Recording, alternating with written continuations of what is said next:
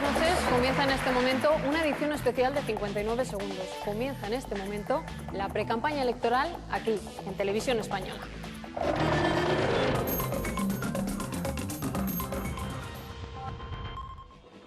Disueltas las Cortes y convocadas las elecciones hace solo 2 días, momento de hacer balance de la legislatura, balance del Gobierno y también de la oposición. Por eso hemos montado una mesa especial de debate y hoy me acompañan los directores de los principales periódicos. Pedro J. Ramírez, director del diario El Mundo, muy buenas noches. Buenas noches. Y me alegro mucho de estar aquí otra vez. Bienvenido. José Antonio Zarzalejos, director de ABC, muy buenas noches y bienvenido también. Muchas gracias, muy buenas noches. José Antic, director de La Vanguardia, buenas noches. ¿Qué tal? Buenas noches. Por aquí, por este otro lado de la mesa, se sientan también otros 3 directores. Rafael Nadal, director del Periódico de Cataluña, buenas noches. Muy buenas noches a todos. José Alejandro Vara, director de La Razón, buenas noches, bienvenido. Muy buenas noches, gracias. Y allí al final tenemos a Ignacio Escolar, director de Público, muy buenas noches también. Buenas noches. A esta mesa también había sido invitado el director del diario El País, Javier Moreno, que ha declinado la invitación. Así que comenzamos. Este programa va a seguir de alguna manera el mismo formato que han pactado Partido Popular y PSOE para el debate entre Rajoy y Zapatero. Son muchos los temas y es muy poco el tiempo, ya os lo aviso para empezar. Así que os pido un primer titular casi de periódico. ¿Quién creéis que va a ganar las elecciones? Y digo quién creéis que va a ganar, no quién queréis, que eso más o menos se puede intuir en vuestros medios. ¿Quién va a ganar y cuál va a ser la clave de su éxito, Pedro J.? Pues mira, yo creo que va a ganar aquel que se parezca más a la parte buena del otro. Es decir, las encuestas dicen que hay un empate. Los debates en la televisión van a ser muy importantes. Yo creo que aquel que consiga sumar a sus propias virtudes una parte de las virtudes que tiene el otro es el que se va a llevar el gato al agua. Porque, bueno, la gente ve a Zapatero como una persona de ideas modernas, un hombre audaz, un hombre simpático, pero no le ve la talla de hombre de Estado, la consistencia, la solidez que le ve a Rajoy. En cambio, Rajoy parece una persona muy de fiar, un hombre honesto, pero a veces con posiciones demasiado conservadoras. Al final, el que sea menos sectario en los debates será el que ganará el centro y el que gane el centro ganará las elecciones. Bueno, yo pedía un titular de periódico, Pedro J. en el tuyo, y una mini interpretación sin consumir casi el minuto, José Antonio. Yo creo que tiene muchas posibilidades de ganar el Partido Popular, a poco bien que aproveche los errores del Partido Socialista en esta legislatura, que ha sido una legislatura negativa en la que se han abierto, digamos que los temas que creíamos estaban cerrados durante la transición y que las graves cuestiones constitucionales que creíamos también haber resuelto, lejos de mejorar, han empeorado. Si el Partido Popular es un partido que representa la estabilidad, la sensatez, el sentido común y, sobre todo, el espíritu de integración en las soluciones, el Partido Popular tiene muchas opciones de ganar estas elecciones. ¿Quién va a ganar, Rajoy o Zapatero el 9 de marzo, José? Yo creo que va a ganar José Rodríguez Zapatero y básicamente por 2 motivos. Primero, porque la impresión de muchos ciudadanos españoles es que el Partido Popular se ha alejado de lo que es el centro sociológico, y después porque el Partido Popular no ha sido capaz de taponar sus 2 grandes agujeros electorales, sobre todo de una manera clara Cataluña, con una política errática que puede estar bien visto desde Madrid, pero que en Cataluña no ha conseguido despuntar ni abrirse un espacio en los últimos tiempos. Rafael Nadal, 9 de marzo, ganador. Bueno, ya me gustaría saberlo, ¿no? Yo creo que sobre eso hay muchas teorías, sobre por qué y quién va a ganar, ¿no? La que tiene más éxito últimamente entre los analistas es aquella que dice que gana quien moviliza su propio electorado. Yo no creo demasiado en eso. Yo creo más bien que es verdad que va a ganar quien, aparte de ser fiel a su propio electorado, sea capaz de entusiasmar con optimismo, con un proyecto en positivo a la parte del electorado que está indecisa en posiciones más bien de centro, ¿no? Yo creo que la campaña será importante en este sentido, los debates serán todavía más importantes. Estoy con Pedro, creo que es una buena idea, hasta que la ha repetido ya varias veces, de que ahí va a ganar seguramente quien copie del otro lo mejor que tiene el otro, pero quizá ha llegado un momento que el Partido Popular, no olvidemos que empezó esta legislatura marcado por la dificultad para aceptar el resultado, se ha ido muy hacia otro lado. Para ser un partido conservador, yo creo que ha ido a posiciones demasiado radicales y debe esmerarse más en cuando llegue el momento de la campaña. Yo creo que Zapatero lo tiene un poco más fácil. ¿Pronóstico del director de La Razón para el 9 de marzo? Como has pedido un titular, mi titular es que el ganador puede ser el perdedor, porque todos sabemos, se está hablando de que no necesariamente ganar en votos o ganar en escaños necesariamente se traduce en poder formar gobierno. De modo que es unas elecciones, yo creo, de las más apretadas de la historia, lo estamos viendo. En los sondeos van a ser importantes los debates, y yo, en contra de la teoría de Pedro y de Rafa, yo no creo en el centro. Yo creo que el ganador es el que no solo moviliza a los suyos, sino que consigue llevarse a aquellos que pueden haberse decepcionado a lo largo de estos 4 años de los suyos propios. Lo estamos viendo con el PSOE, que hay una especie de movimiento de deserción de votantes suyos, que ahora mismo, incluso en las encuestas, se hablan de un 14%, un 15%. ¿Quién creo que va a ganar? Yo creo que desde hace un mes se empieza a hablar de que puede ganar el Partido Popular. No sé si se ha oído, por si acaso digo, Vara cree que el Partido Popular. Ignacio Escolar, último turno. Yo creo que hay un escenario probable, que es que Zapatero gane por minoría, sin conseguir mayoría absoluta, y 2 escenarios menos probables, que es lo que se va a jugar esta campaña, que es que el PP gane las elecciones, y otro escenario menos probable, que el PSOE consiga incluso mayoría absoluta. De hecho, entre esos 2 escenarios improbables, creo que está más cerca ahora el PSOE de estar cerca de la mayoría absoluta que de perder las elecciones. ¿Por qué? Porque, por una razón, las encuestas dan muy apretadas. En cualquier caso, en todas las encuestas en las que hemos publicado nosotros, la que ha publicado La Vanguardia, El Mundo recientemente, sale siempre ganador el PSOE, pero sobre todo sale mucho más valorado Zapatero que Rajoy. Y eso nos puede llevar a eso que decía Manu Chao sobre Francia, que es que él siempre votaba a la contra, que es que él siempre votaba contra el otro candidato y no a favor de un candidato. Yo creo que a medida que se desarrolla la campaña nos podemos encontrar con un escenario así. Bueno, esta noche en el debate hemos dicho que vamos a hablar de los temas de la legislatura, pero es un programa de actualidad. Tengo que preguntaros, por supuesto, por el nombre del día. Alberto Ruiz Gallardón finalmente no va a ir en las listas del Partido Popular al Congreso. Os pregunto, nombre propio del día y cómo va a influir este terremoto político y mediático de cara al 9 de marzo. Pedro J. A mí me gusta el sistema de elección de candidatos de los Estados Unidos, las primarias.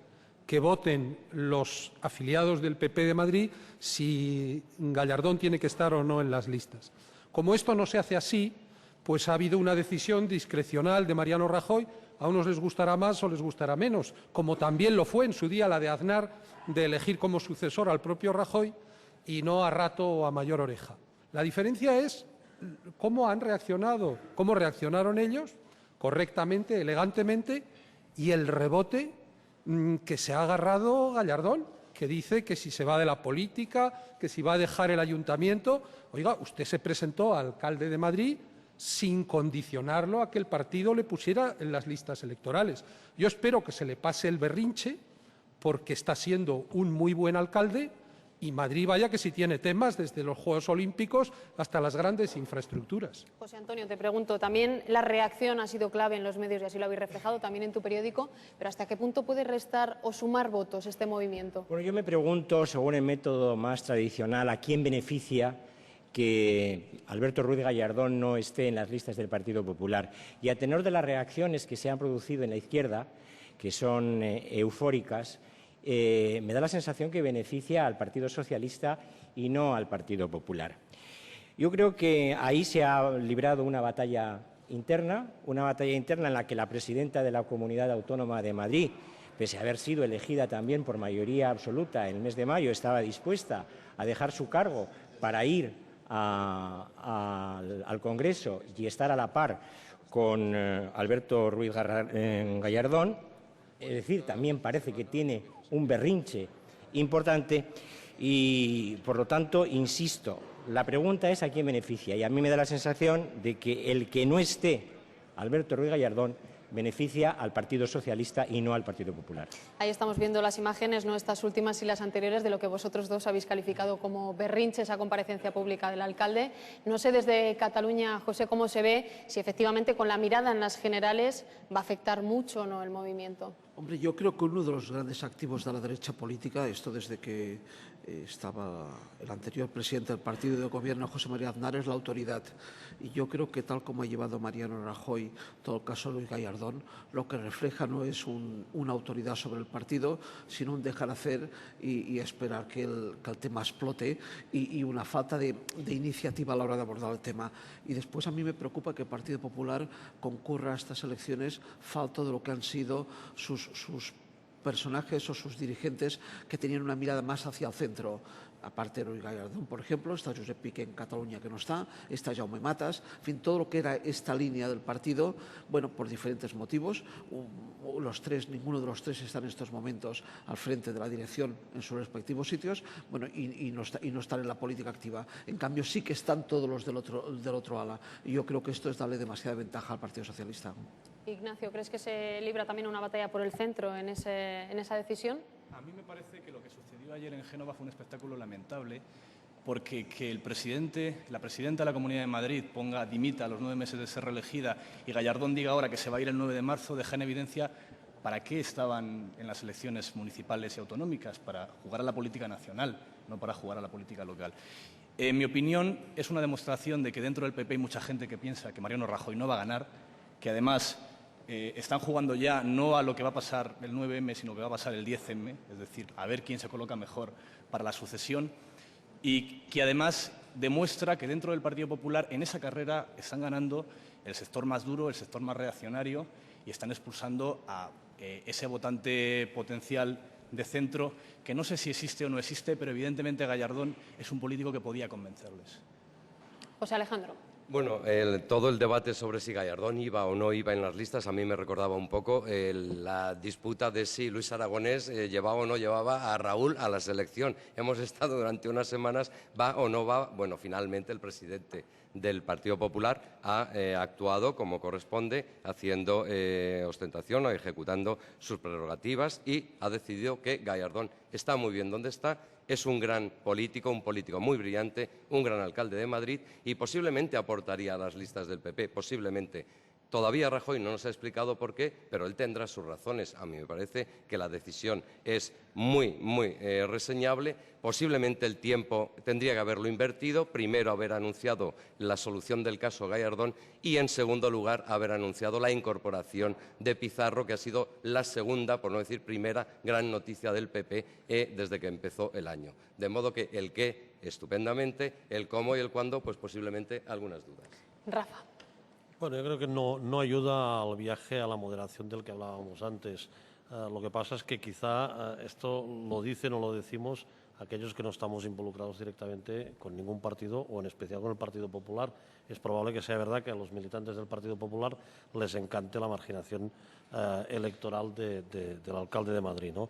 Yo creo que, por tanto, la gran pregunta que viene a continuación es: ¿pone en duda esta decisión la capacidad de Rajoy de tomar decisiones en su partido? ¿Demuestra que está maniatado o, al revés, demuestra que es muy capaz y que pega el puñetazo encima de la mesa? Yo creo que el tiempo lo dirá, pero las encuestas están destacando el empate técnico PSOE-PP, pero es verdad que están destacando también que Rajoy como candidato va a la baja.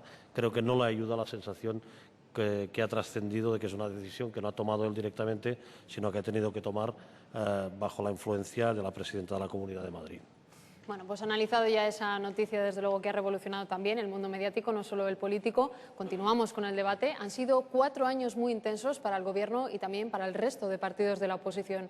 A los portavoces parlamentarios les hemos pedido que hagan valoración, primero, de la labor de Zapatero.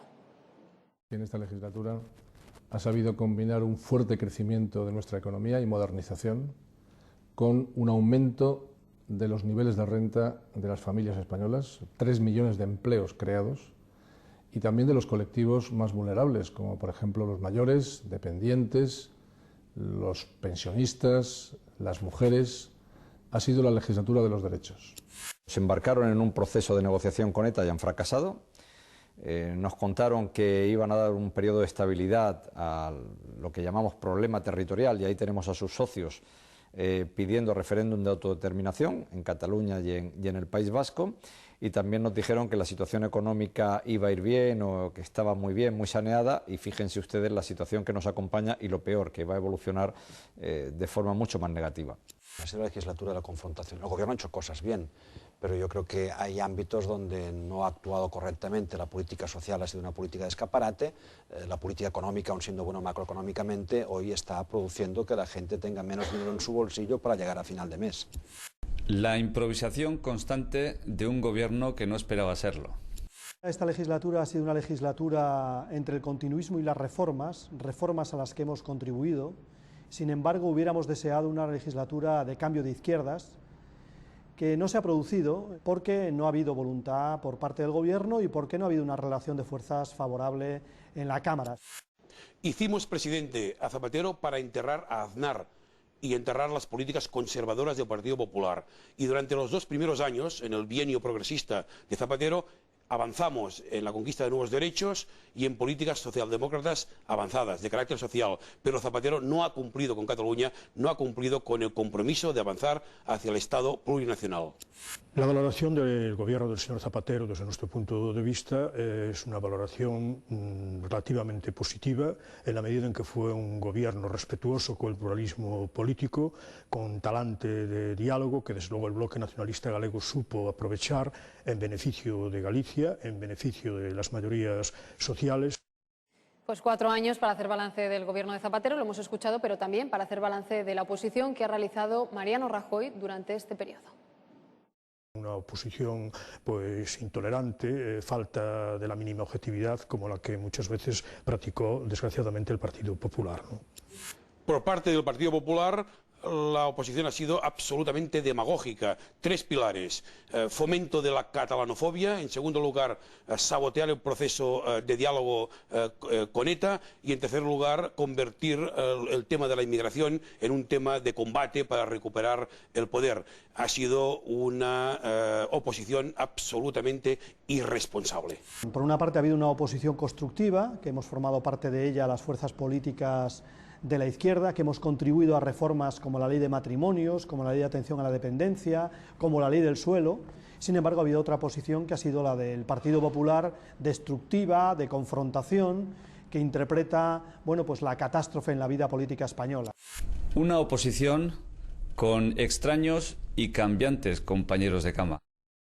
La oposición ha utilizado temas de Estado como para erosionar al gobierno, lucha antiterrorista, el propio debate estatutario, especialmente el Estatuto de Cataluña, buscando además la confrontación entre los diversos pueblos del Estado. Y eso, a mi juicio, merece una nota negativa. Tanto en apoyo electoral como en número de escaños, el Partido Popular hoy no hay ninguna encuesta que no dé la posibilidad de esa victoria que yo creo que vamos a obtener. Y por tanto, al margen de respetar todas las opiniones, no lo hemos debido hacer mal. Lo peor del Partido Popular ha sido la utilización del terrorismo y de la idea de España con intereses y propósitos puramente partidistas. El Partido Popular ha hecho un uso y abuso de estos asuntos, no para derrotar al terrorismo, sino para derrotar al gobierno.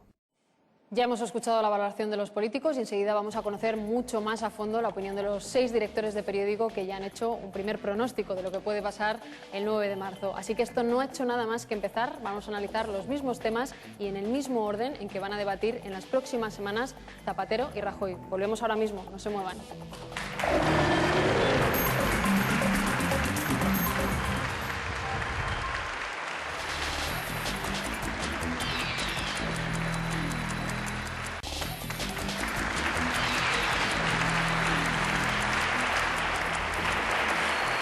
Seguimos en 59 segundos, comenzamos ese debate que arranca la precampaña en Televisión Española y lo vamos a hacer hablando de 2 asuntos, de economía, que ha marcado mucho las últimas semanas en los medios y también en los principales partidos, y también de política social. Se ha hablado mucho de que ha sido la legislatura de las políticas sociales, de la ley de dependencia, de la ley de igualdad, de algunas también muy criticadas, la ley de matrimonios homosexuales, así que os pido que elijáis lo que penséis que es más destacado en la legislatura. José Antonio.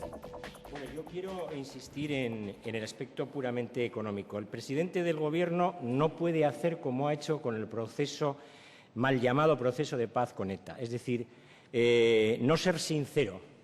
Y en este momento los datos que tenemos de la situación económica lo que están avanzando es una desaceleración importantísima, en palabras políticamente correctas y en palabras llanas y coloquiales están apuntando a una crisis. Tenemos la inflación al 4,2, tenemos 106 parados más, 100.000 parados más que el año pasado. Nuestro crecimiento económico va a pasar del 3,8 al 2,5 o 2,6. El superávit de que el presidente se ufana es porque ha habido una mayor presión fiscal. Tenemos el déficit del sector exterior de los más importantes de los países occidentales y se va a disparar además en el año 2008. Y finalmente, la confianza de los consumidores ha caído a niveles históricos. Rafael. A ver, yo creo que venimos de un periodo de crecimiento indiscutible, el mejor de la historia de este país, el de mayor duración, muy por encima de nuestros vecinos, pero es verdad que eso es en términos estadísticos y que aquí hay que ir siempre con mucha cautela porque corres el riesgo de herir a aquellos que durante estos 4 años han pasado o siguen pasando grandes dificultades para llegar a final de mes, que son bastantes miles. Pero es verdad que el crecimiento ha existido, que este crecimiento se ha debido en buena parte a una política que inició Solbes en el último gobierno González, que mantuvo Rato durante 2 legislaturas y que ha vuelto a retomar Solbes. Pero también se olvida a menudo que también se ha debido a un gran esfuerzo de los empresarios españoles y a un gran esfuerzo de los sindicatos, que han ayudado mucho a controlar los precios, y a los miles de ciudadanos que se levantan cada día muy temprano para trabajar 12 horas cada día. ¿Qué pasará ahora? Yo creo que ahora la crisis es verdad. El PSOE y el Gobierno harían mal de esconder, como hizo el PP con el 11 de marzo, la verdad. Deben reconocer que hay una crisis, pero el PP no debería exagerarla porque perjudica a sus clientes. Pedro J. Todo según el color del cristal con que se mira.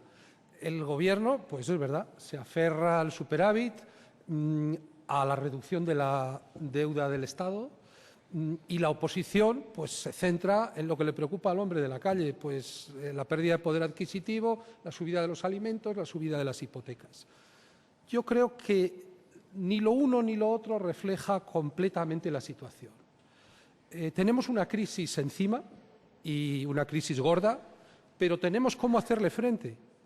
Y la mejor receta de las que yo he escuchado me parece la de Mariano Rajoy, de hacer una reducción importante de los impuestos para liberar recursos, para que los ciudadanos tengan más dinero para consumir, más dinero para invertir y no tener que depender tanto del exterior.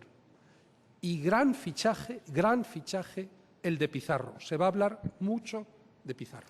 José. Sí, yo creo que muchas veces las hojas nos impiden ver el árbol, y la historia de España en estos últimos años, 14 años, es una historia de éxito. Y es una historia de éxito con el Partido Socialista y es una historia de éxito con el Partido Popular. Lo que pasa es que seguramente las recetas que se han venido aplicando ya no valen. La cuestión es que el hilo conductor Solbes, que ha funcionado muy bien, y esta manera de dejar hacer el Partido Socialista, de no tomar grandes decisiones y cabalgar un poco sobre la realidad económica, ahora hay que tomar medidas. Y seguramente para tomar medidas un gobierno de centro-derecha está más preparado a la hora de tomar medidas. Y yo coincido con Pedro que aquí el papel de Manolo Pizarro va a ser un papel fundamental a la hora de aplicar nuevas políticas, porque Solbes ha desperdiciado de alguna manera 4 años para dar el salto en algunas políticas. No tenemos nuevas políticas de empleo, no tenemos reducción de impuestos. Yo creo que se ha desaprovechado unos años muy valiosos en política económica. José Alejandro.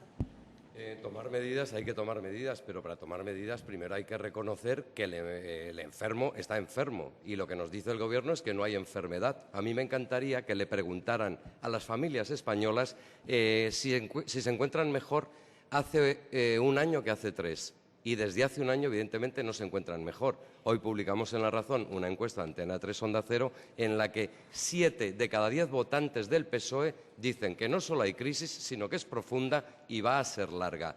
Medidas. El Gobierno no reconoce que hay crisis, por lo tanto, no cree que haya que tomar medidas. El PP está haciendo una campaña electoral llevada por Mariano Rajoy, apuntando medidas concretas, programas, iniciativas interesantes. ¿Por qué? Porque ve que, en efecto, la situación está muy complicada y que si no se reacciona a tiempo se han perdido 3 años o casi 4 años y se nos va a venir encima el cambio de ciclo que casi ya lo tenemos en la puerta. Ignacio, ¿tu visión del tema económico? A mí me alegra que el PP por fin hable de economía, que llevábamos 4 años hablando del ácido bórico, de que España se rompía, de la entrega de Navarra y de otras chicas del montón. La realidad es que, es cierto, estamos en un momento mundial. Esto no es una cosa que pase de Pirineos para abajo, de desaceleración económica después del periodo más largo de crecimiento que ha conocido Occidente. y que afortunadamente España está bastante mejor preparado que otros países europeos para afrontar esta situación. Lo que no es justo es achacar... Bueno, también me gusta mucho ver cómo el PP habla ahora de la sensación económica de las familias en vez de agarrarse al dato macroeconómico, cuando tradicionalmente siempre era la izquierda la que hablaba de las dificultades de llegar a fin de mes. Me congratula que por fin Rajoy se preocupe por cómo se llega o no se llega a fin de mes, pero no es de ahora. Lleva mucho tiempo, mucha gente teniendo dificultades para llegar a fin de mes, a pesar de que las cifras macroeconómicas desde hace 12, 14 años van muy, muy bien. Bueno, os preguntaba también por esos temas de los que hemos hablado aquí muchas veces en 59 segundos y que han marcado la legislatura. Uno de los últimos, el enfrentamiento con la Iglesia por algunas de las políticas del Gobierno. Se ha dicho, por ejemplo, los matrimonios homosexuales, y también quería pediros una valoración sobre ese tema, Pedro J. Zapatero se jacta de que ha otorgado nuevos derechos. Bueno, en primer lugar, yo me hubiera conformado con que hubiera garantizado los derechos que a todos los españoles nos otorga la Constitución. Por ejemplo, el derecho a poder estudiar en español en cualquier lugar de España. Luego ha habido casos de derechos que se han planteado y que han terminado teniendo un efecto boomerang. El obligar a que exista paridad en las listas electorales ha llevado, por ejemplo, al caso de que algunas mujeres no hayan podido presentarse porque no había suficientes hombres en las listas. Yo la ley de matrimonios homosexuales la hubiera planteado de otra manera. Creo que la forma en que se ha desarrollado la ley contra la violencia doméstica no ha sido eficaz. A pesar de todo eso, yo en este capítulo le doy un aprobadillo al Gobierno con una gran excepción, la educación, en donde le pongo orejas de burro y un cate rotundo. Bueno, aprobadillo de Pedro J. al Gobierno de Zapatero en estos temas. Rafael, para ti. Yo creo que hay dos partes. La primera, algunas leyes, la de dependencia, la de igualdad, que yo creo que están bien.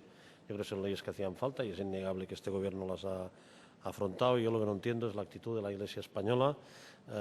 Sinceramente, lo digo desde posiciones muy poco anticlericales, al revés, con un enorme respeto, pero una iglesia que cuando en todo el mundo el fenómeno religioso está de moda, aquí tiene las iglesias vacías, aquí tiene una falta de vocaciones tremenda, aquí tiene el patrimonio abandonado que se lo tienen que mantener las administraciones, aquí tiene a sus trabajadores sociales, que es un déficit gravísimo que hay en España, abandonados, hay órdenes religiosas, monjas, curas que están trabajando en muchos sitios sin ninguna ayuda de la jerarquía y me gustaría saber en qué está pensando. Yo creo que eso de a Dios lo que es de Dios, a César lo que es del César, yo creo que aquí hay parte de la jerarquía que quiere ser el César si no quiere ser directamente Dios. José Antonio, ¿hasta qué punto ese enfrentamiento o esa polémica que ha habido con la Iglesia puede influir también el 9 de marzo? Bueno, yo primero quería decir una cosa, es decir, que las crisis económicas, y vuelvo al principio, no son opinables. Yo creo que cuando hay determinados guarismos objetivos, hay crisis o no hay crisis. Y los que he dado no son opinables porque estadísticamente están comprobados. Yo creo que el Gobierno en 3 leyes se ha comportado de una manera absolutamente radical, innecesariamente radical. Una, en la ley del llamado divorcio exprés, que es un divorcio sin causa. En segundo lugar, en el matrimonio homosexual, porque el acogimiento y protección de los derechos de la convivencia homosexual permitía otras fórmulas diferentes. Y, finalmente, es un planteamiento radical también la llamada ley de memoria histórica. Primero, porque no es materia de ley, salvo en indemnizaciones y en concesión automática de nacionalizaciones, y, por lo tanto, creo que todas estas cuestiones serán abordables, pero eran abordables desde la moderación. Ignacio. A mí me parece sorprendente que en pleno siglo XXI estemos todavía discutiendo sobre el papel de la Iglesia dentro del Estado, cuando esto debería estar resuelto en nuestro país desde hace 2 siglos, o por lo menos en las últimas décadas, como ha pasado en el resto de Europa. Aquí tenemos que ver cómo cuestiones que cuando gobernaba el PP no eran problema para los obispos, ahora son graves ataques a la democracia, como la ley del divorcio, o como el aborto, que por cierto merece un apartado, o como el matrimonio homosexual, que estoy convencido que si esa misma medida lo hubiese aprobado el PP no hubiese pasado absolutamente nada, independientemente de cuál hubiese sido el nombre que se hubiese dado a la unión de personas del mismo sexo. No creo que nadie en su sano juicio pueda defender que la familia está en crisis, que la familia va menos, que en España el año que viene habrá menos familias que este año. Y me parece, además, que si se le puede achacar al Gobierno algo en ese aspecto es no haberse atrevido a ir más allá en las relaciones con la Iglesia, en haber llevado el concordato a lo que nos pide Europa y en cuestiones como el aborto. José Alejandro. Sí, a mí yo me haría una pregunta. ¿Por qué se acepta el gobierno, este gobierno, por qué acepta y potencia lo que defienden gobiernos islamistas? Los tenemos ahora aquí invitados en la Alianza de las Civilizaciones. Gobiernos islamistas que persiguen a la mujer, que persiguen la libertad religiosa. Y, sin embargo, cuando representantes de la Iglesia, ante 2 millones de fieles o de simpatizantes congregados en una manifestación libre, defienden lo que siempre ha defendido la Iglesia, es decir, la familia como institución natural, se les tacha de todos los males del infierno, de todos los males del Averno. ¿Por qué a unos, a los representantes de gobiernos teocráticos, se les ampara e incluso se les financia con unos fines de semana aquí fantásticos que estamos viendo estos días, y sin embargo se persigue, se sojuzga y se intenta amordazar a los representantes de la Iglesia, que están diciendo lo que han dicho siempre, sin ninguna novedad? José.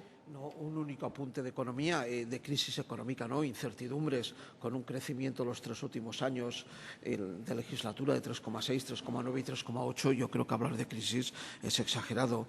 Leyes sociales. Es verdad que este gobierno ha hecho muchas leyes sociales. La mayoría, hay que decirlo, sin consenso. La mayoría dividiendo a la sociedad española. La gran mayoría, excepto la ley de dependencia, que siendo una ley que se hubiera podido aprobar con consenso, ni esa se aprobó por consenso. Ahora bien, yo creo que las grandes leyes sociales son las leyes que no ha hecho, las leyes que ya existen, que son la educación y la sanidad. Y está muy bien que pongamos el acento en los matrimonios gays, en el divorcio exprés, pero la educación y la sanidad siguen lastrando a la sociedad española. Nuestros hijos salen peor que nunca. Los ciudadanos españoles siguen haciendo más colas que nunca a los hospitales públicos. Es ahí donde se tienen que hacer las verdaderas políticas sociales. Está muy bien de hablar de las otras políticas, pero ¿qué pasa con estas políticas que son reales y afectan cada día a los ciudadanos? Y se acabó el límite de tiempo. Mientras hablaba antes José Alejandro, aquí en este lado de la mesa he visto algún gesto. No sé si Rafa quería apuntar algo a lo que había dicho antes el director de La Razón. Es que me parece que hacemos unos planteamientos como siempre muy catastrofistas, ¿no? En relación con el tema de la Iglesia y de los apoyos a gobiernos que la política exterior, y hablaremos después de ella, es otro capítulo, ¿no? Pero me parece que la Iglesia católica no ha tenido nunca el apoyo económico en la historia de España que está teniendo en estos momentos, ¿no? Lo que pasa es que la Iglesia se quiere meter en unos terrenos que no son estrictamente los suyos, o que lo son desde el punto de vista pastoral, y pueden dirigirse a sus fieles, evidentemente, para dar las instrucciones para que como fieles actúen en consecuencia, pero no para superar, estar por encima de las leyes aprobadas democráticamente, ¿no? Esto es lo que yo pienso. No sé si quieres analizar algo para contestar. Sí, la verdad es que meterse en la Iglesia donde no tenía que meterse, yo creo que directamente a lo que yo hacía alusión era la gran concentración del Día de la Familia que tuvo lugar, como todo el mundo sabe, hace unos fines de semana en Madrid, donde evidentemente lo que hicieron los prelados allí presentes fue sencillamente predicar la doctrina que han predicado siempre. Y todos hemos visto, seguramente por intereses electorales, si es muy posible, la acometida, la reacción por parte del Gobierno. Bueno, pues esto a mí me parece que mientras estamos potenciando entrevistas, apoyos, intercambios y alianzas con gobiernos teocráticos que predican precisamente lo contrario de lo que representa la Iglesia Católica aquí, sin embargo, en cuanto abre un cardenal la boca para defender la familia, se lanza en bloque en todo el gobierno. 10 segundos y me voy a Nachi por este lado. Es que no sé qué tiene que ver eso con la familia. Yo soy una familia de 12 hermanos.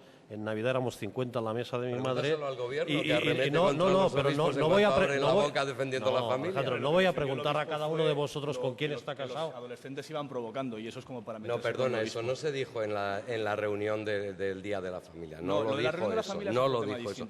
Pero yo estoy hablando de eso, perdona. Bien, volviendo a lo que decías antes con respecto al Estado teocrático. Vamos a escuchar a Ignacio, que está en su turno, y volvemos por aquí. Un momentito nada más. Volviendo a lo del Estado teocrático, el Estado teocrático con el cual el Gobierno ha tenido mejores y más intensas relaciones se llama Vaticano, que no solamente tiene una relación tan intensa diplomática vía la vicepresidenta del Gobierno, sino que además tenemos un acuerdo con ellos firmado y negociado antes de la Constitución española que Bruselas nos pide que revisemos para financiarlo. No hay ningún otro Estado teocrático con una relación más intensa con el Gobierno, con este y con los anteriores. Por aquí Pedro J. y José Antonio. Qué malvada eres, Ana.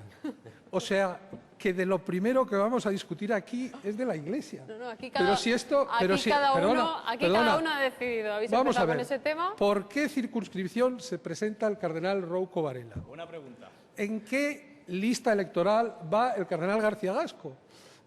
Al Gobierno le interesa muchísimo que se hable de la Iglesia. en el plano político, hasta el extremo de que Zapatero, en la entrevista que hicimos el pasado fin de semana, él dice: Rouco y García Gasco tienen en Rajoy su última esperanza.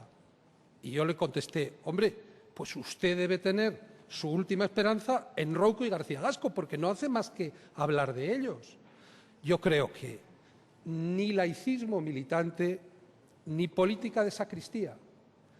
El Gobierno que diga lo que piensa, el PP también, y las elecciones a la Conferencia Episcopal, si queréis, las discutimos otro día. Bueno, tú que conoces bien 59 segundos, sabes que en los turnos de intervención cada uno lo utiliza para lo que quiera. Yo os he propuesto unas cuantas leyes y os habéis quedado con eso, José Antonio. Yo solo he dicho que qué José mala eres, Antonio. Ana. No he dicho soy nada muy más. buena, De José cualquier Antonio. manera, está claro que la Iglesia es un factor político, no porque se presente un cardenal o no, porque eso sabe perfectamente el Gobierno que no lo es. Pero el Partido Socialista tiene una necesidad, que es movilizar a sus electores. Y, naturalmente, para hacerlo tiene que utilizar viejos recursos de la izquierda tradicional, entre ellos el anticlericalismo, lo que dice la Iglesia sobre materia doctrinal y algo que es todavía mucho más perverso, suponer que la derecha democrática española está poco menos que secuestrada en su voluntad política por la Iglesia. Todo esto es un gran engaño, todo esto es un gran señuelo, todo esto es una gran operación política que la Iglesia lo padece como una víctima. Pero hay que reivindicar la Iglesia y su libertad de expresión como una variable más que compone cualquier sociedad, la española y la de todo el mundo occidental, donde hay una neta separación entre la Iglesia y el Estado. Bueno, vamos a hacer una pequeña pausa, Pedro J., pero no te preocupes que vamos a hablar de muchos temas que os van a interesar a ti y al resto. Seguimos enseguida con el gran bloque de este debate, con la lucha contra ETA y también con la sentencia del 11M que tantas portadas ha ocupado en los medios este año. Volvemos enseguida, no se muevan.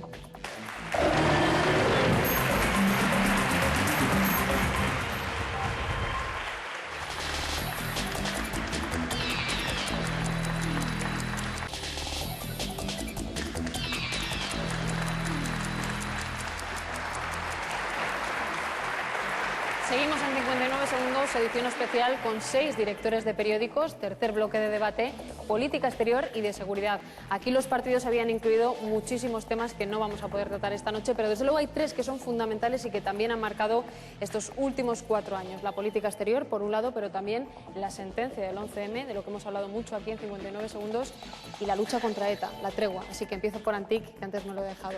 Adelante. Y empezaré por el último tema, por la lucha contra ETA. Desde mi punto de vista, el Gobierno, el presidente del Gobierno, el señor Zapatero, ha tenido una actitud honesta, ética y patriótica. Se encontró con un problema, España sigue teniendo un problema de ETA, y lo abordó como lo abordaron antes sus antecesores, el señor Suárez, el señor Felipe González y el señor José María Aznar, ¿no? Que sabemos que eso no ha funcionado, que ha fracasado y que cuando ha fracasado se ha producido la mayor detención de activistas de ETA de los últimos años. ¿Qué hubiera pasado si el Partido Popular no hubiera tenido esta actitud? Pues no lo sabemos. En cualquier caso, sí que hemos asistido también a una situación absolutamente insólita, que por primera vez en la historia de la democracia los dos partidos no han ido unidos en un tema tan importante. Achacar de todo eso el fracaso al Partido Socialista me parece que es una actitud poco honesta. Seguimos, si os parece, por esto último que ha escogido Antic, Pedro J., por la tregua, la lucha contra ETA. Sugerir que ha podido fracasar la negociación con ETA por la actitud del Partido Popular también me parece un poco extravagante, como mínimo.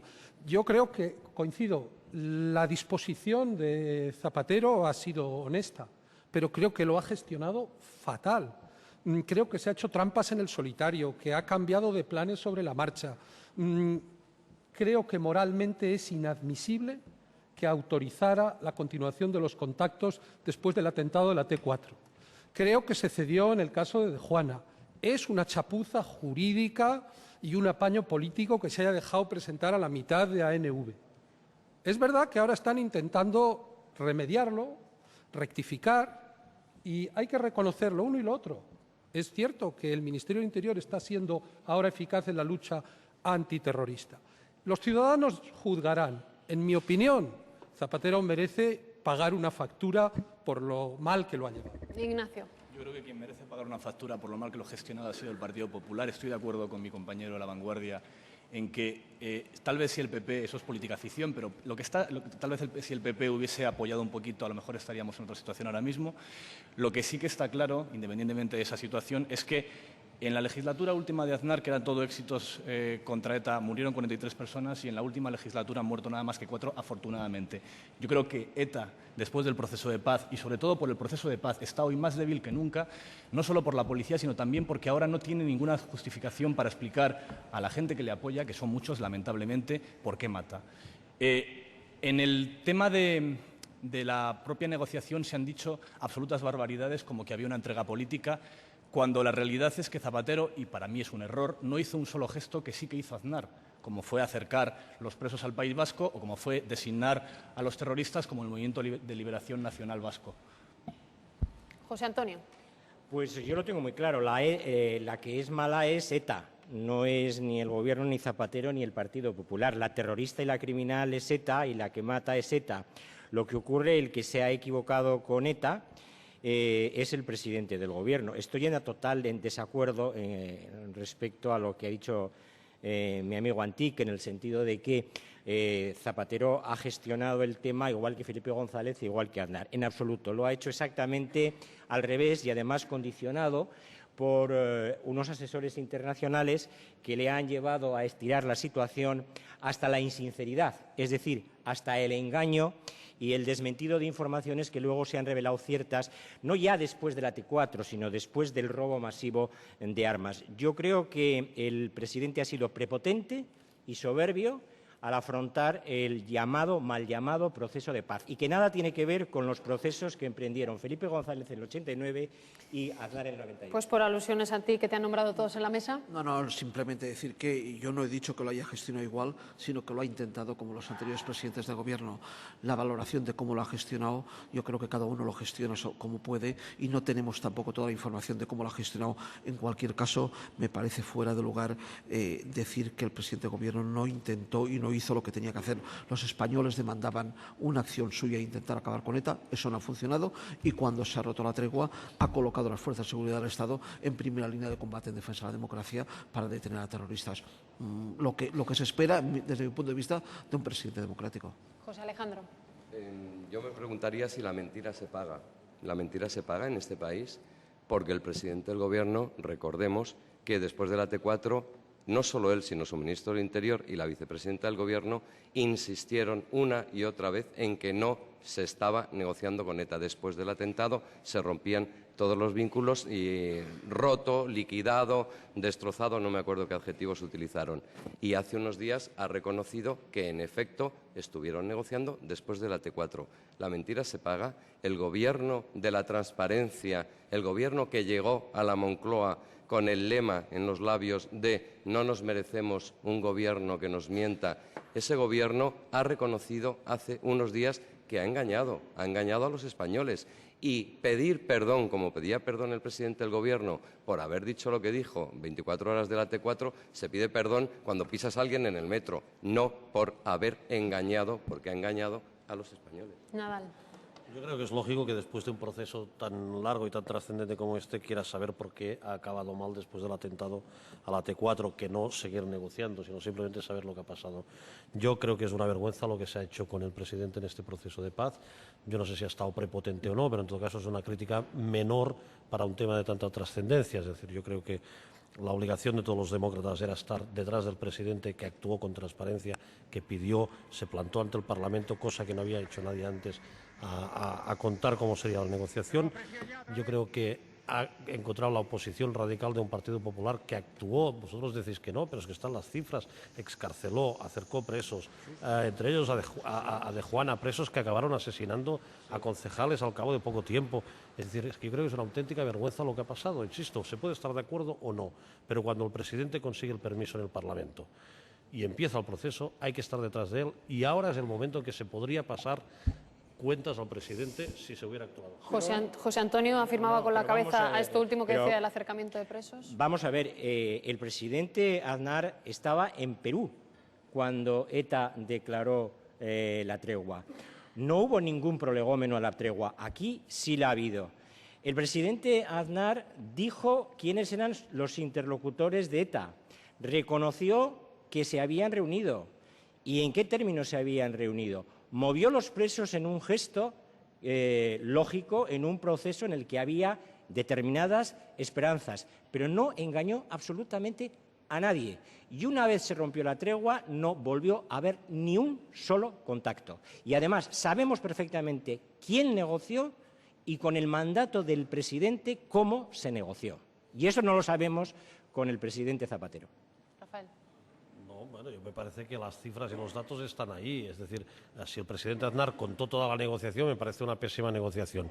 Yo creo que el presidente Zapatero contó los principios sobre los que se basaba su propuesta y su esperanza de negociación. Y a partir de ahí hay que dejar un margen al presidente, a todo el gobierno, a los negociadores, sean del gobierno, sean de la oposición, que a mí me hubiera gustado que hubiera estado todo el mundo ahí empujando un poquito. Yo creo que es verdad, a pesar de todo, a pesar del fracaso, es verdad que hemos tenido el mejor periodo de la historia desde que existe terrorismo en España, el periodo con menos muertes, el periodo de mayor debilidad de ETA. Se ha demostrado que era una mentira, que no se estaba trabajando contra ETA, y veremos todavía en las próximas fechas, espero, nuevas detenciones, y ETA está débil porque además la sociedad vasca especialmente se ha dado cuenta de que por ahí no se va a ninguna parte, y gracias también en parte a este proceso está ahora más radicalmente en contra de ETA. Creo que el gran reproche que se le puede hacer a Zapatero es, en primer lugar, haber creado unas expectativas de que esta vez se daban las condiciones para zanjar mediante el diálogo el llamado conflicto vasco, insisto, el llamado conflicto vasco, cuando no había ninguna base para ello, cuando ETA seguía siendo la de siempre. Acercar presos es una opción de política penitenciaria. Lo que no es una opción de quien gobierna es soslayar la legalidad, que es lo que se hizo cuando, estando en vigor la ley de partidos. Si Zapatero hubiera acercado presos, a mí me habría parecido bien. Lo que no me pareció bien es que, estando en vigor la ley de partidos, se reuniera el Partido Socialista de Euskadi con el señor Otegi, de espaldas además al Partido Popular, porque si es cierto que se le puede hacer algún reproche al Partido Popular, doblemente se le puede hacer al Gobierno de, a diferencia de lo que hizo Aznar, no decirle la verdad al Partido Popular de lo que estaba ocurriendo. José Antonio y José. Yo tengo muy claro una cosa, datos objetivos. Todos sabemos quién eran los mandatados por el presidente del Gobierno para hablar con ETA. No, es muy importante, Rafael, muy importante. Ahora no sabemos quién ha negociado en nombre del Gobierno. No sabemos si eran funcionarios, ni siquiera si estaban mandatados. Punto primero. Punto segundo, la sociedad vasca no ha registrado un proceso de evolución, sino de involución, como lo demuestran dos hechos. Uno, la nueva apuesta soberanista e independentista del Endacari, que en el próximo mes de octubre nos amenaza con un referéndum de autodeterminación habilitador, llama él, y en segundo lugar la reacción que se ha producido en el conjunto del nacionalismo vasco frente a la sentencia de Ekin, del caso Ekin, que han apoyado, respaldado prácticamente todos los partidos a las fuerzas próximas a ETA. Por lo tanto, en el País Vasco, desgraciadamente, se está produciendo un proceso de involución. José. Sí, yo no lo veo así, porque yo creo que incluso habiendo fracasado la tregua, no se puede decir que no ha servido para nada. ETA está más débil, es objetivamente cierto que está más débil, y desde mi punto de vista la banda tiene menos apoyo social del que tenía antes. Y ahí están las protestas en la calle cuando se han producido detenciones, o cuando la mesa de Batasuna ha ingresado en prisión, o cuando Otegi. Bueno, veamos qué ha pasado en otros momentos de la historia reciente cuando se han producido estas situaciones. La gran revuelta callejera que ha habido, la actuación de los entornos próximos a ETA. Eso ahora no pasa. Bueno, a lo mejor también es fruto de que se ha creado un clima social en algunos sectores, de decir que los intransigentes no es el Gobierno, sino que son los propios defensores de todo el entorno político de ETA. O sea que yo creo que incluso habiendo fracasado todo esto, hay también otra realidad, que es que la situación de ETA, de la banda terrorista, es mucho más débil y menos apoyo social. Bueno, cambio de tercio porque vamos mal de tiempo. Os decía, el otro tema que quería destacar de este bloque es la sentencia del 11M. Se ha dicho que es la sentencia más importante de la historia de España y de este tipo también en Europa y en el mundo occidental. Así que os pido que hagáis una valoración tanto de la sentencia como de todo lo que hemos vivido estos últimos 4 años. Pedro J. Yo creo que en relación al 11M hemos vivido el fracaso del Estado de Derecho a la hora de esclarecer aspectos esenciales de la mayor tragedia terrorista de nuestra historia. La comisión parlamentaria fue una farsa, y yo creo que y es mi opinión, la sentencia del 11M, sentencia que por supuesto respeto en todos sus términos, pues deja sin contestar aspectos esenciales sobre quiénes organizaron, por qué lo organizaron y cómo organizaron la masacre. La absolución de las 3 personas señaladas por la Fiscalía como los cerebros, con los únicos que tenían relación con Al-Qaeda, deja absolutamente en el aire ese aspecto esencial. El presidente del Gobierno acaba de declarar que él cree que fueron los que se suicidaron en Leganés los que de una manera autosuficiente lo organizaron todo. Yo no lo creo. Yo estoy seguro de que detrás había alguien y no lo hemos averiguado. Si no he apuntado mal, fracaso del Estado de Derecho, creo que así va tu intervención. José Antonio, para ti la sentencia del 11M... Pues es exactamente todo lo contrario. Es el triunfo del Estado de Derecho, es el triunfo de los servicios de información, de la Guardia Civil y de la Policía Nacional, es el triunfo de una instrucción sumarial con el Ministerio Fiscal ecuánime, es una vista oral ejemplar y es una sentencia que es tan incontestable que muchas de las personas que albergaban esas respuestas o esas incógnitas que Pedro dice que se ha dejado sin contestar, se ha dejado sin contestar algunas de las incógnitas que gratuitamente se ponían encima de la mesa, no han recurrido siquiera al Tribunal Supremo. Por lo tanto, yo, aparte de estar satisfecho de que mi periódico ABC ha estado junto al Estado de Derecho en el proceso más importante de la democracia española, porque este ha sido el atentado más importante, pienso también que el Estado ha entrado en valor, el Estado de Derecho ha entrado en valor. Por aquí, José Alejandro. Sí, no, yo estoy con que la sentencia, evidentemente, ha sido un momento muy importante en la historia de la democracia en España. Clarificó, en primer lugar, que todas aquellas versiones que circulaban o lo que se dijo, la oleada de ataques al PP, se ratificó en la sentencia del juez Bermúdez, cuyo trabajo yo creo que merece un reconocimiento, que el PP no mintió en ningún momento, ni durante el día del atentado ni en los días después, detuvo a los que finalmente se condenaron y, como nosotros hemos hecho en el periódico, la sentencia pues evidentemente hace referencia a un cúmulo de hechos tan enorme que puede que alguna cuestión haya quedado fuera. Pero, en líneas generales, la sentencia responde a un trabajo jurídico profesional y me parece que pedir más allá de lo que se hizo es un poco exagerado. Os preguntaba por la sentencia y por todo lo que se ha dicho durante los últimos 4 años. Marcó mucho, desde luego, el 11M en los días posteriores a las elecciones. Ignacio. En mi opinión, lo que pasó después del 11M, lo que ha pasado con este juicio es que el PP no gestionó bien el 11M y que el PP no ha digerido bien el 11M y que se ha pasado 3 años, casi 4, persiguiendo fantasmas para intentar justificar a posteriori sus errores de aquellos 3 días. En mi opinión, jamás ha pasado algo tan grave en un Estado de Derecho como el nuestro. Lo cuentas fuera y no te creen. El hecho de que conspiraciones de lo más diverso llegasen al Congreso de la mano del Partido Popular, que se plantease como testigo más relevante los acusados que los propios policías, que no sé, hemos visto tantas barbaridades, el ácido bórico, la mochila fantasiosa, que en realidad lo que hay que plantearse es ¿cómo es posible que después de todo lo que pasase no hayan pedido todavía disculpas por cómo han gestionado tanto los 3 días de marzo como los 3 años posteriores? A Acebes le tenían que pedir disculpas, me da la sensación. Yo creo que lo que se ha puesto de manifiesto con esta sentencia es que la justicia ha funcionado. Es verdad, como decía Pedro, que hay aspectos del atentado que no se conocen. Él dice que son sustanciales. Yo no lo veo tan sustanciales. Importantes, sin duda, sustanciales no. Bueno, y después se ha aprobado algunas cosas. Se ha aprobado porque lo que no se ha aprobado es que no existe hasta el momento que solo estaba el terrorismo islámico en el atentado. Esto ha quedado absolutamente claro. No había ni ramificaciones, ni conductos, ni participación de otros terroristas. Bueno, y después yo creo que también se ha aprobado que en el 11M el Partido Popular mintió. ¿Qué se entiende por mentir? Intentar hacer un uso partidista y político de la información que recibía. Yo creo que esto ha quedado claro.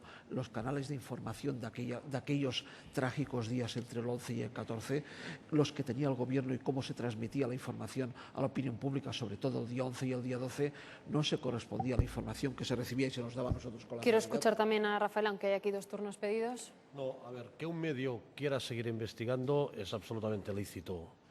Que la policía lo haga probablemente es una obligación, vaya, sí, probablemente es una obligación pero es que siempre que haya un fleco hay que seguir investigando, pero caerán más islamistas, es decir, la línea está demostrada.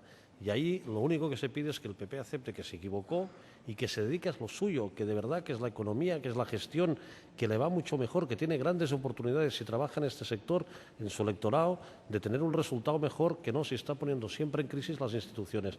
Las instituciones son sagradas y necesitamos apoyarlas y no estar cada día cuestionándolas. Insisto, desde un medio es distinto, porque nuestra obligación es estar siempre alerta para sustituir cuando hay una debilidad del sistema.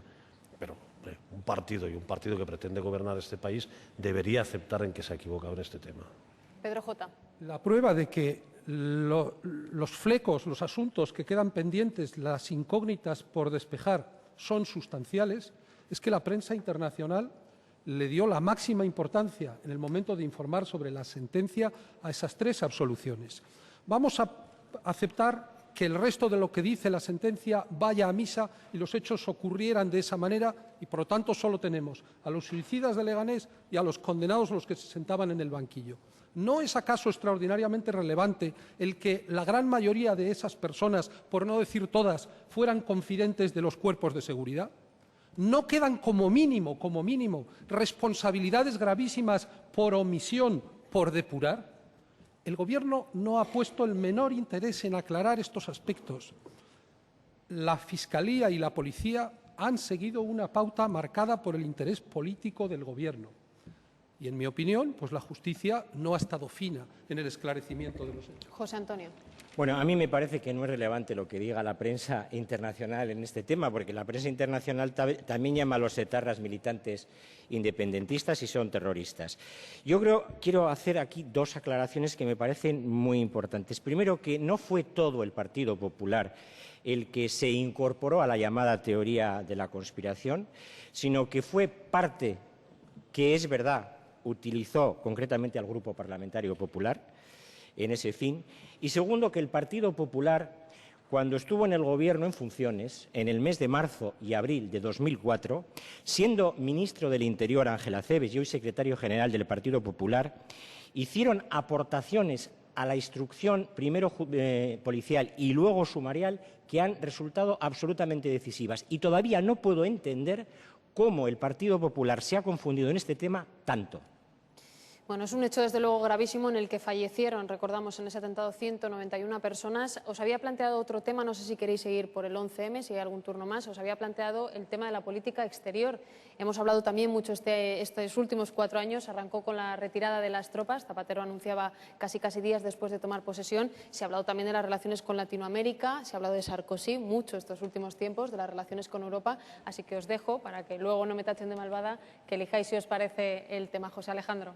No, yo simplemente, por volver mínimamente a lo que decía Antic con el 11M, el Partido Popular no mintió, gestionó mal, ahí estoy con Nacho, gestionó mal algunos de los momentos de esas primeras horas, que evidentemente eran unas horas absolutamente excepcionales. Fue retransmitir en directo toda la investigación con una rueda de prensa cada 3 minutos. Luego vimos que en Londres no lo hicieron exactamente así. Y simplemente, como pienso así, lo tengo que decir. No mintió y ese Gobierno en funciones fue el que detuvo a los que luego han sido juzgados y los detuvo a todos con una celeridad vertiginosa. Decir que mintió yo creo que no se corresponde con la verdad, sí que se corresponde con la verdad decir que no se actuó con la precisión que posiblemente cabía esperar. Pero, insisto, eran unas circunstancias excepcionales y posiblemente tampoco tendrían que haber dado 12 ruedas de prensa cada 3 minutos, que en eso sí que incurrió. No, que es verdad que los detuvo, es verdad que actuó bien en Leganés, es verdad, pero también es verdad que la información que se trasladó a la opinión pública el 11 y el 12 no se corresponde, como hemos podido ver, la realidad de la que se transmitió y que tenía el Gobierno. Es que eso, negar esto, es negar que el sol sale por la mañana, es que se ha podido comprobar,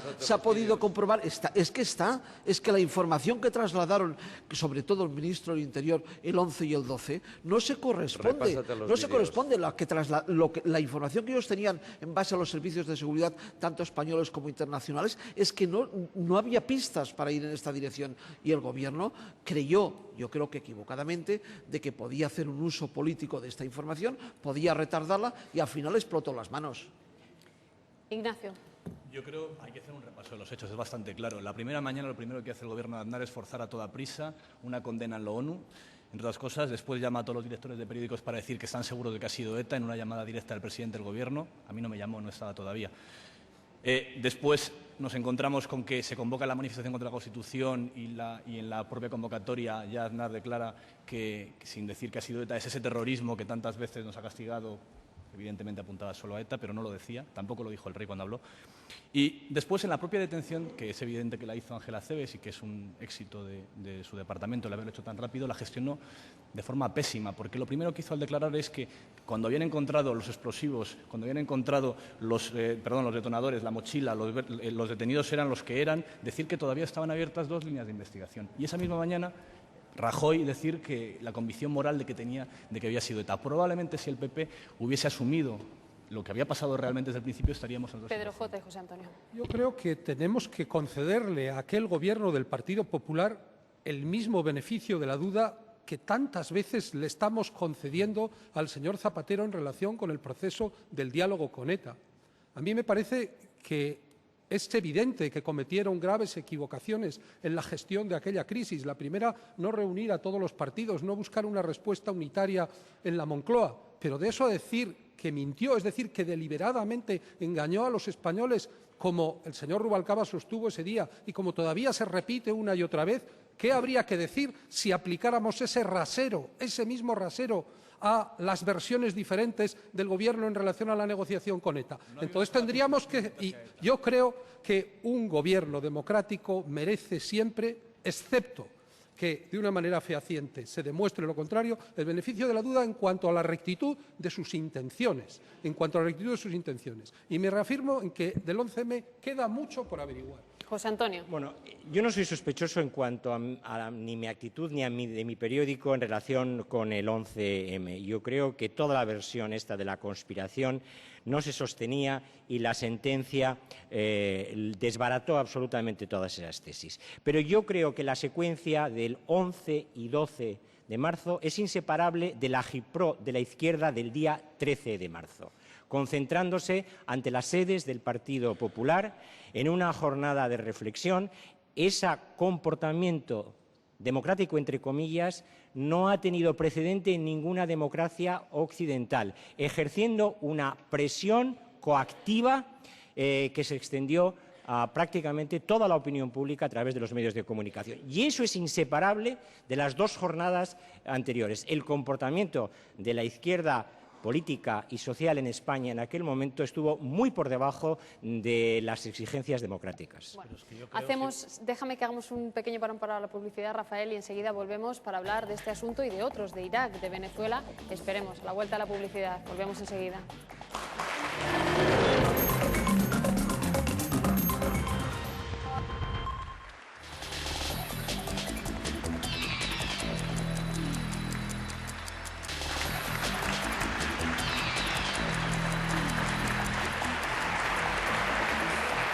Seguimos en esta edición especial de 59 segundos con los directores de 6 periódicos de este país. Hemos hablado de muchos temas durante este debate, pero se nos han quedado algunos otros que quiero plantearos ahora en los últimos minutos. Todavía no hemos hablado de política exterior, yo lo planteaba al cierre del último bloque, política territorial y también infraestructuras. Así que si os parece, en política territorial, por cierto, los estatutos, os dejo que elijáis cada uno el tema. Rafael. Bueno, yo quería hacer un último apunte sobre el tema que estábamos tocando, porque yo creo que podríamos estar horas hablando de aquellos días y quizá ya no vale la pena, pero los ciudadanos lo tienen muy claro. Pero lo que sí que empezó a resultar inexplicable es la actitud mantenida durante 4 años, y sobre todo me gustaría en estos momentos tener un recuerdo para las víctimas que lo han pasado muy mal, porque yo creo que han sufrido 2 veces el atentado, porque muchas han sido maltratadas, insultadas, y por tanto me gustaría ahora aprovechar para mandar un abrazo muy fuerte a tantos familiares que conocimos todos nosotros durante aquellas fechas y que hemos reencontrado muy cerca estos días del juicio, y que nos han transmitido, nos han mandado y nos han escrito algunos relatos que francamente nos rompían el corazón, aunque fuera un poco ya veterano para todos. Te quedan todavía, si quieres apuntar alguno de los temas que yo planteaba, lo que al periódico le parece que ha sido destacado en la legislatura, de los últimos que nos quedan: exterior, política territorial, estatutos, infraestructuras, por ejemplo. Bueno, ya sabes que infraestructuras es nuestra especialidad, ¿no? Porque lo hemos estado pasando muy mal las últimas semanas o los últimos meses en la ciudad de Barcelona de forma especial. Yo espero que las cosas que han empezado a encarrilarse se acentúen y se aceleren un poco, y espero que en el conjunto de España se entienda que no estamos hablando de tonterías, que estamos hablando de unos ciudadanos que se levantan cada día para ir a trabajar y han tenido que trasladarse en algunos casos a vivir a Barcelona porque si no perdían los puestos de trabajo. Por ejemplo, hablando en concreto del tema del tren, estamos hablando de carreteras que en verano se ven colapsadas, y no solo para los catalanes, para todas las mercancías que suben de Murcia o de Almería para toda Europa, quedan colapsadas a veces 2 y 3 días y se pierden todas en las carreteras catalanas. Y me gustaría que se explicara a la gente de verdad que en Cataluña no todo el mundo está forrado, que hay mucha gente. Es la zona de España donde hay más pobres por metro cuadrado, es la zona de España donde los maestros cobran menos, donde los médicos cobran menos, donde trabajan más, porque hay 1 millón de personas que han llegado en los últimos 7 años, y me parece que todo eso deberíamos empezar a contarlo. José Alejandro.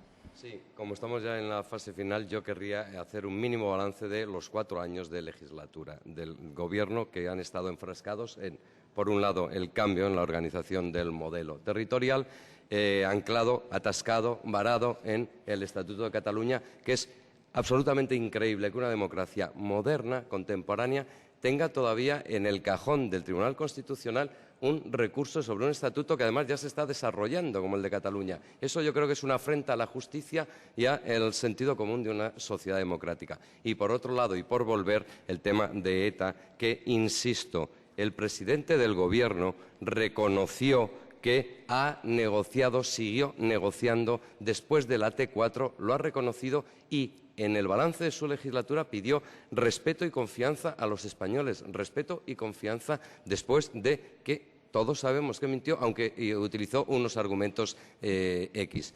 De modo que un presidente que faltó a la verdad. Ignacio. A mí me gustaría, por seguir con el tema, hablar de lo que ha comentado de las infraestructuras. Creo que ahí es cierto que se han hecho las cosas mal, sobre todo en la información. Les ha fallado muchísimo, fue un compromiso erróneo el asegurar que el AVE llegaría a Cataluña el 21 de diciembre. Fue un grave error, ha sido un grave error que hemos gestionado después y esperemos que llegue alguna vez. Con respecto al balance de legislatura, una cosa que queda pendiente en el debate, que es el canon, creo que también ahí el Gobierno no lo ha hecho nada bien. Es un error asumir como propias las tesis de las GAE y sobre todo es un error subvencionar a costa de la industria tecnológica el pago de la industria cultural o la reconversión de la industria cultural a cuenta del cambio de paradigma provocado por Internet y las nuevas tecnologías. Lo podemos pagar, estamos pagando un canon carísimo. Bueno, por aquí, Antic. Sí, yo creo que no sería honesto no dedicar unos minutos a los estatutos, al debate territorial y de una manera muy clara el Estatuto catalán, que fue el que marcó el inicio de la apertura de los debates estatutarios. ¿Qué fue el Estatuto catalán? ¿Qué intentó ser desde mi punto de vista? Pues una apuesta del catalanismo político, una nueva apuesta para reforzar la cohesión española. Eso es lo que intentó ser. Y a eso se sumó el 87% de la representación parlamentaria del pueblo catalán, la mayoría de las instituciones y la mayoría de las asociaciones. No fue un movimiento de un sector pequeño, sino que fue la gran mayoría del pueblo catalán quien se posicionó a favor de que después de 30 años de transición política se tenía que dar un nuevo salto a autonomía. Se cometieron errores, sin duda. Se plantearon cosas mal planteadas, sin duda, pero yo creo que el tema y lo que queda no son los errores que se cometieron de una y otra parte, sino cómo acabó y el desgarro que ha provocado. Ha provocado un desgarro en la sociedad catalana unido al tema de las infraestructuras. José Antonio.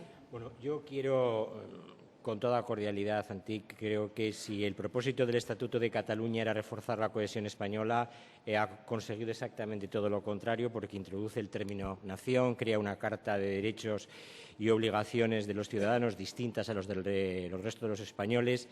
Por otra parte, depreda unilateralmente competencias del Estado, establece una financiación unilateral y además hay réplicas, por ejemplo, en el Poder Judicial a nivel autonómico. Yo creo que este estatuto es un instrumento para alterar profundamente el título preliminar de la Constitución y además el título octavo. Y por lo tanto creo que es un elemento de disgregación del modelo de Estado, que es en la Constitución de 1978 unitario y autonómico. El hecho de introducir el término nación es absolutamente definitivo. Pedro J. Yo creo que ha sido muy buena idea unir en este bloque estos 3 asuntos, porque tanto la política exterior como la cuestión de los estatutos, como la de las infraestructuras, no son de cero patatero, de cero zapatero, pero casi. 3 suspensos monumentales al Gobierno La política exterior, errática. Terminar en esto de la alianza de civilizaciones para, al final, amparar la candidatura, la causa más querida de Bush y Aznar, que la asiática Turquía entre en la Unión Europea. En esas está ahora Zapatero. Los estatutos, hombre, pero si en Cataluña no lo pedía nadie, más que la clase política instalada. Si ha participado, si ni siquiera ha participado la mitad de los ciudadanos en el referéndum. ¿Dónde estaba esa demanda social? Me parece de Lewis Carroll decir que el Estatuto de Cataluña aumenta la cohesión de Alicia en el País de las Maravillas. Y, en cambio, la respuesta a los problemas reales de Cataluña, un desastre también. Antic, brevemente. Perdona, pero ¿cómo se puede decir que no lo pedía nadie cuando el 87% de los representantes del pueblo catalán lo pedían este estatuto y el 100% querían abrir el debate?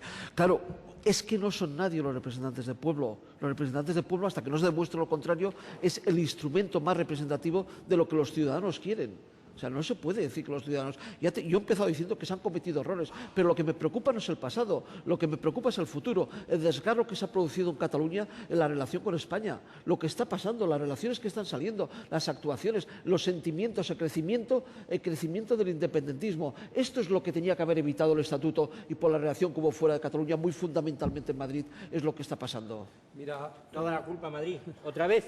No, ¿Otra vez? La primera vez que yo lo Hombre, digo. no, digo que otra vez. Ese es un recurso nacionalista que yo, como soy de Bilbao y he padecido el nacionalismo vasco, y al final siempre era descargar sobre los demás la responsabilidad de ese 48% de participación, descargar de responsabilidad las propias palabras de Maragall, que decía: nos hemos confundido, teníamos que haber pedido previamente la reforma de la Constitución, o cuando afirmó paladinamente que esta era una cosa de políticos y que no la exigía la sociedad catalana, acusar a Madrid de ser la que ha causado las derivaciones negativas del Estatuto de Cataluña y, sobre todo, del crecimiento del independentismo, me parece injusto. En todo caso, a Rodríguez Zapatero, que ha alimentado sustanciosamente a Esquerra Republicana de Cataluña y ha engañado a Convergencia y Unió. Esa es otra cuestión. Dejadme que siga por aquí con el director del periódico de Cataluña y enseguida vuelvo contigo, Pedro J., que también quiero escuchar su opinión sobre el tema del Estatuto. A mí me gustaría que dejarais que se interpretara Cataluña a sí misma. Yo no sé si a la gente le interesa mucho este tema. En Cataluña, lógicamente, interesa. Yo creo que al conjunto de España menos, ¿no? Pero creo que se conoce muy poco la realidad de Cataluña hoy. Y deberíais acercaros. Tú, Pedro, vas a menudo y a ti también te he visto y hemos coincidido en Barcelona. Y yo creo que deberíais acercaros y preguntar, insisto, a los médicos y preguntarles cuánto cobran y por qué cobran menos que en cualquier punto de España. En cambio, cuando salen, trabajan más, salen más tarde porque tienen que atender, estaban preparados para atender a 6 millones de personas y ahora atienden a 7,5, y además, como son buenos hospitales, va mucha gente de toda España y siguen cobrando menos. Y cuando salen tienen que pagar los transportes públicos más caros y tienen que pagar peaje. Mi hija, para ir a trabajar cada día, tiene que pagar un peaje, y si no, pierde el empleo porque no llega a Barcelona. Yo, para ir el fin de semana a casa de mis padres, tengo que pagar un peaje cada semana, ida y vuelta, porque si no, no puedo, no hay una carretera alternativa. Pero, por favor, entonces, tú dices, hablemos de los temas reales. Para eso se ha hablado del Estatuto, para solucionar los recursos de estos problemas. Pero es verdad que todos hablamos con todo el mundo, y sabéis perfectamente que en Cataluña hay un lenguaje oficial y un lenguaje real. Con todos los ilustres catalanes y con alguno de ellos de manera muy reciente que yo he hablado de este asunto, son ellos, sois vosotros los que privadamente decís, pero si eso no interesaba aquí a nadie, si Maragall y Zapatero, con la historia esa de aprobaré el estatuto que venga de Cataluña, ahora dice que lo que quería decir es aprobaré un estatuto, que venga un estatuto. Bueno, no hubiera habido una respuesta mucho más sencilla para los temas de financiación, para los temas de infraestructura, sin meternos en este lío de la soberanía, que al final 49%, 50% de participación. Los representantes del pueblo pueden equivocarse, muy a menudo se equivocan en cuanto a las prioridades del pueblo. Bueno, dejadme que utilice estos últimos minutos para ordenar un poco el tema, que os pregunte por una cuestión a todos, que podáis intervenir todos, una cuestión que interesa especialmente a 59 segundos, y son los debates. Por fin vamos a ver un debate en estas elecciones, en la campaña, entre los dos partidos que pueden optar a la presidencia del Gobierno, entre Rajoy y entre Zapatero, y os pregunto si eso puede influir en este último turno. Os pido que hagáis esa valoración. Ignacio. Antes de empezar con los debates sobre el tema de los estatutos, para cerrar un momentito, a mí me parece demagógico que la participación de un referéndum estatutario se utilice para decir que hay gente que está en contra o hay gente que no está interesada. Ha habido estatutos en España, los históricos, aprobados con mucha menos participación que el catalán, que es obvio que se votó poco por una razón, porque todo el mundo sabía que iba a salir sí, porque la gran mayoría de los catalanes estaba de acuerdo. Y además, lo que es demagógico también es comparar acusar a Cataluña de salirse del marco constitucional al mismo tiempo que se negocian estatutos prácticamente idénticos en los países, en Baleares, en Valencia, en Andalucía, con artículos copiados que están en el recurso de anticonstitucionalidad del Estatuto catalán y que allí estaban pactados sin ningún problema. Y con respecto al debate, me alegro de que por fin estas elecciones tengamos un debate electoral. Hay que recordar que en las pasadas no tuvimos. En cualquier otro país, en Estados Unidos, sería impensable que un político desde el poder o desde la vicepresidencia se negase a hacer un debate con su contrincante. Bueno, veo que hacéis quiebros, incluso los que no habéis estado en 59, para evitar la pregunta directa. José Alejandro, los debates, los cara a cara, debates, ¿importante? Sí, a los debates.